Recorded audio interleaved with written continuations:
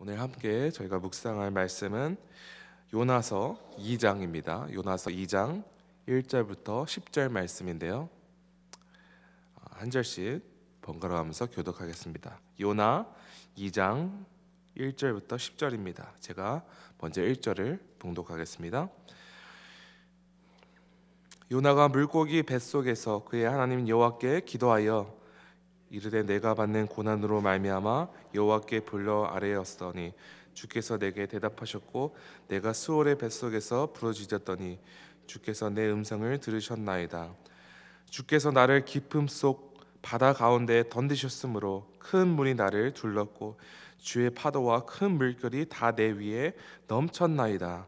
내가 말하기를 내가 주의 목전에서 쫓겨났을지라도 다시 주의 성전을 바라보겠다 하였나이다. 물이 나를 영혼까지 둘러싸우며 기쁨이 나를 에워싸고 바다풀이 내 머리를 감쌌나이다.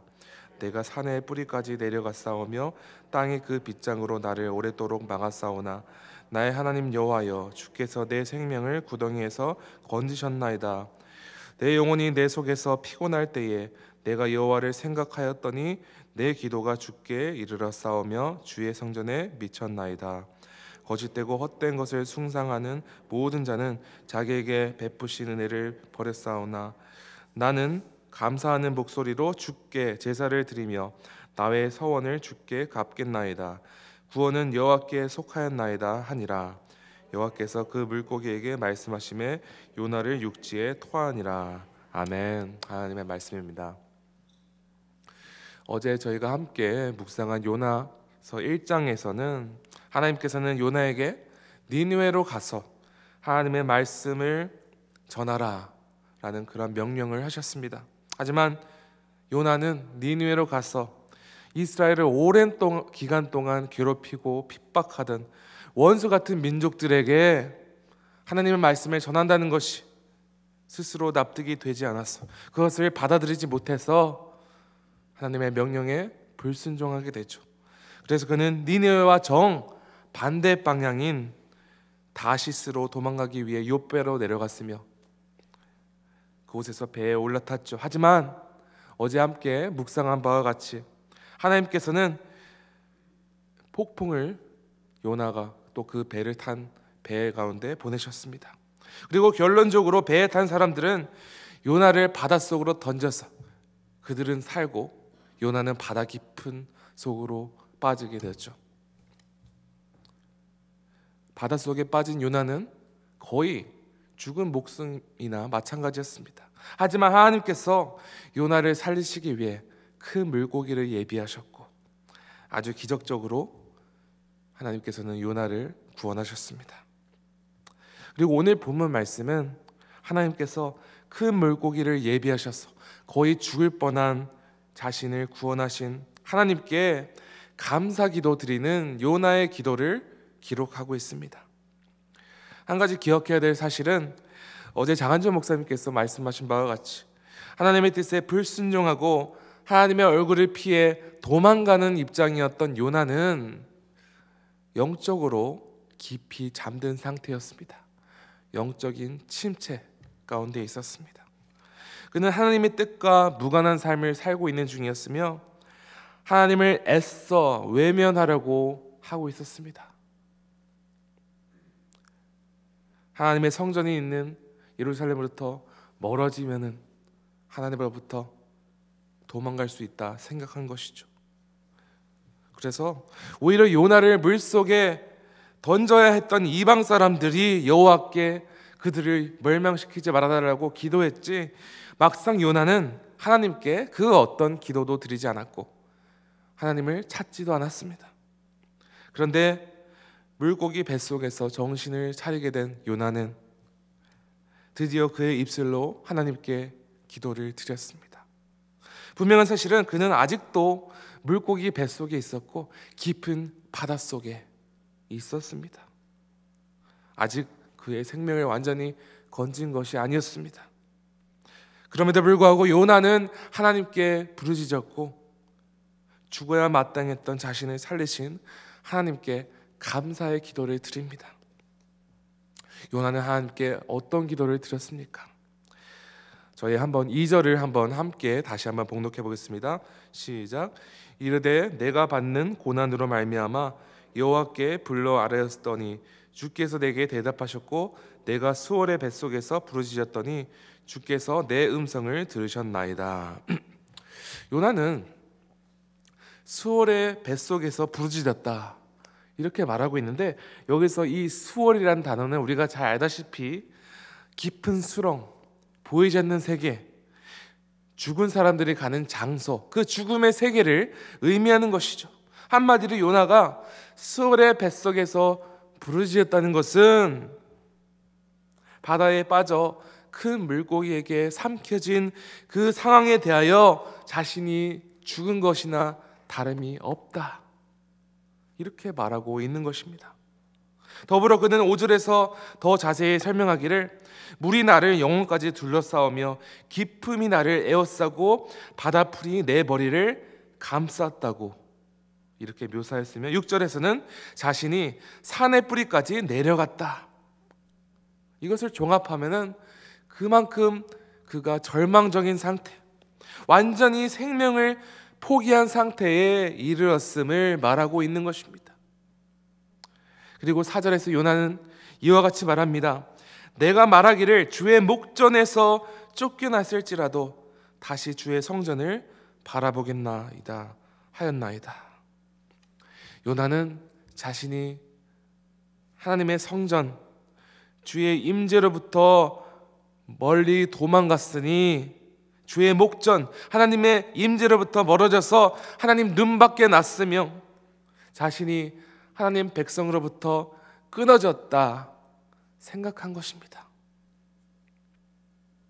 결론적으로 말씀드리자면 물에 빠지는 순간 요나는 모든 것이 끝났다고 결론을 내린 것입니다. 자신이 하나님의 뜻에 불순종하여 하나님을 피하여 도망갔기 때문에 자신이 탄 배에 폭풍이 임하였던 것이고, 물에 빠진 순간 하나님의 자신을 버리시고 자신이 저주받아 그 깊은 수렁에 빠지는 것이라 결론 내렸던 것이죠. 하지만 모든 것이 끝났다고 결론짓는 요나와 달리 하나님께서는 절대로 요나를 포기하지 않으셨습니다. 자신이 하나님으로부터 멀어져서 하나님께 불순종하여서 죽어야 마땅하다는 그 관점은 오직 요나 스스로의, 요나 한 명의 관점이었습니다. 하나님께서는 죽어야 마땅했던 요나를 절대적인 은혜로 살리십니다. 6절을 제가 한번 읽어보겠습니다. 내가 산의 뿌리까지 내려갔사오며 땅이 그 빗장으로 나를 오랫도록 막았사오나 나의 하나님 여호와여 주께서 내 생명을 구덩이에서 건지셨나이다. 요나는 단지 자신이 죽을 위기를 넘겼다, 이 정도를 말하는 것이 아닙니다. 그는 하나님께서 자신을 죽은 것이나 마찬가지인 상태, 그 죽음의 구덩이에서 건져내셨음을 고백하는 것입니다. 오직 인간적인 관점에서 본다면 요나는 하나님께 불순종한 대가로 깊은 바닷속 물고기 뱃속에서 죽을 운명을 맞이하게 될 사람이었지만, 요나가 정신을 차리고 다시 하나님의 관점으로 보기 시작했습니다. 그리고 하나님의 관점에서 자신 상황을 보기 시작하니 하나님께 감사한 것입니다. 거의 죽은 것이나 다름없는 상황 가운데 전능하시고 자비로우신 하나님께서 그 상황 가운데 개입하셨어. 죽음의 수렁에서 자신을 건져낸 것입니다. 그것을 확신하며 하나님께 감사 기도를 드린 것입니다. 그런데 여기서 우리가 한 가지 다시 기억해 봐야 되는 사실은, 왜 요나가 하나님의 명령대로 니느웨로 향하지 않았는지, 요나가 하나님의 명령에 결정적으로 불순종한 이유는 그가 인간적인 관점에서, 오로지 자신의 관점에서 니느웨 백성들을 판단하고 그들을 바라보았기 때문입니다. 자신의 관점에서, 인간적인 관점에서 그들을 바라봤기 때문에 그들을 정죄하였고 그들은 죽어야 마땅한 백성들이라 생각하였던 것이죠. 인간의 관점으로 볼 때 니느웨 백성들은 하나님을 경외하지도 않으며 하나님의 백성 이스라엘을 괴롭히는 자들이었습니다. 그래서 아무리 하나님의 명령이라 할지라도 이스라엘 백성들이 죽도록 미워하는 원수 민족에게 가서 하나님의 말씀을 전한다는 것은 매우 수치적인 일이었을 뿐만 아니라 납득할 수 없는 일이었죠. 그런데 하나님의 관점은 요나의 관점과 달랐습니다. 모든 인류는 하나님께 용서받을 수 없는 죄인입니다. 하나님을 섬기지 않고 믿지 않고 죄를 범하는 니느웨 사람들이나 하나님의 말씀에 순종하지 않고 도망가 버린 요나나 똑같이 죄인이었습니다. 그러므로 하나님께서는 요나에게 절대적인 은혜로 그를 구원하심으로써 그가 하나님의 관점으로 이 상황을 보게 하셔서 하나님께서는 오직 은혜로 그분의 절대적인 구원을 베푸시고 인류를 용서하시고 살리시는 분이심을 알게 하신 것입니다. 사도 바울 로마서 3장 전체를 통해서 사도 바울은 할례를 받은 유대인이나 할례인이나 모두 죄 아래에 있다, 이것을 기록하고 있습니다. 그리고 하나님께서 인정하는 의인은 하나도 없다 말하고 있죠. 그리고 로마서 3장 30절에서 사도 바울은 이와 같이 결론을 내립니다. 할례자도 믿음으로 말미암아 또한 무할례자도 믿음으로 말미암아 의롭다 하실 하나님은 한 분이시니라. 오직 하나님께서 우리를 의롭다 여길 수 있으며 우리를 의롭게 하실 수 있다는 진리가 성경에 기록되었습니다. 오직 하나님의 절대적인 은혜를 입은 자만이 자신에 대해, 죄에 대해 용서를 받을 것이며 하나님의 거룩하고 의로운 백성이라 인정받을 수 있다는 것입니다. 우리의 어떤 행위로도 어떤 선행으로도 우리의 의로움이 뒷받침될 수 없습니다. 우리는 오직 은혜로 예수님을 믿음으로 말미암아 죄사함을 받고 구원을 받았죠. 그리고 오직 하나님의 절대적인 은혜로 하나님의 자녀가 되는 권세를 누리게 됐습니다.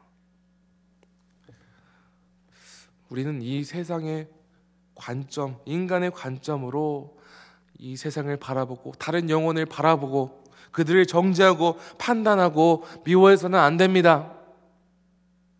왜냐하면 하나님께서는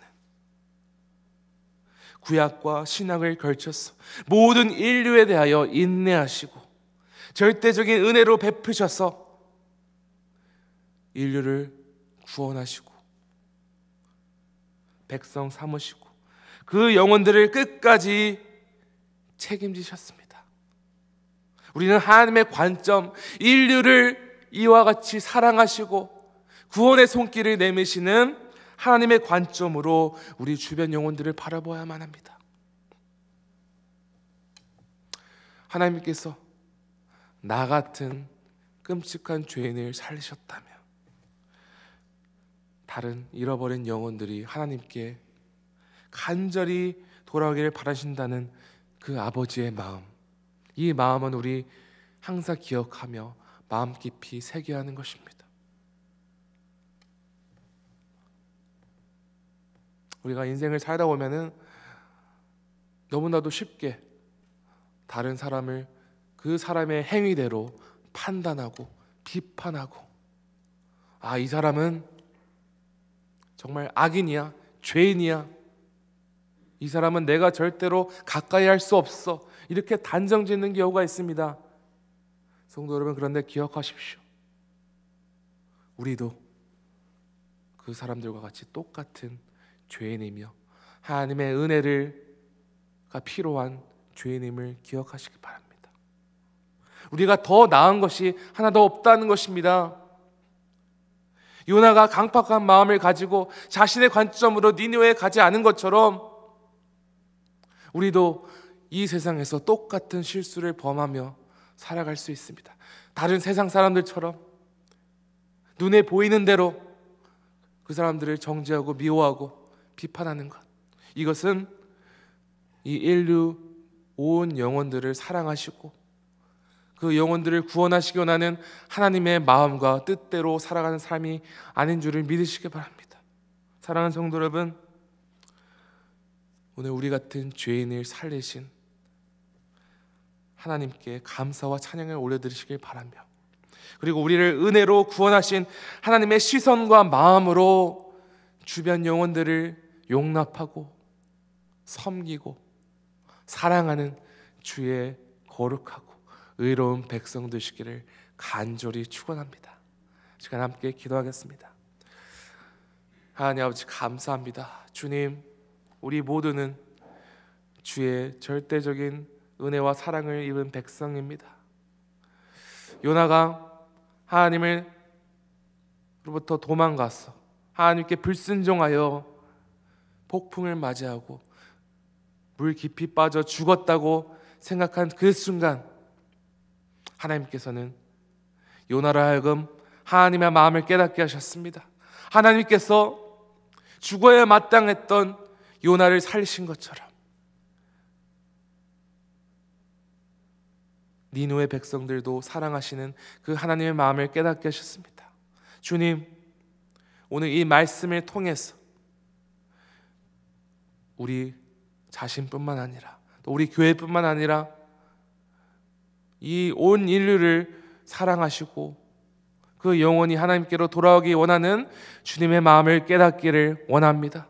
주님, 우리를 은혜로 베푸신 그 구원을 역사를 감사할 뿐만 아니라 그 하나님의 마음을 품고 그 시선으로 우리 주변 영혼을 바라보며 아버지, 더욱 담대히 기회가 되는 대로 복음을 전하고 그들을 사랑으로 섬기고 용납하는 은혜 있게 하여 주시옵소서.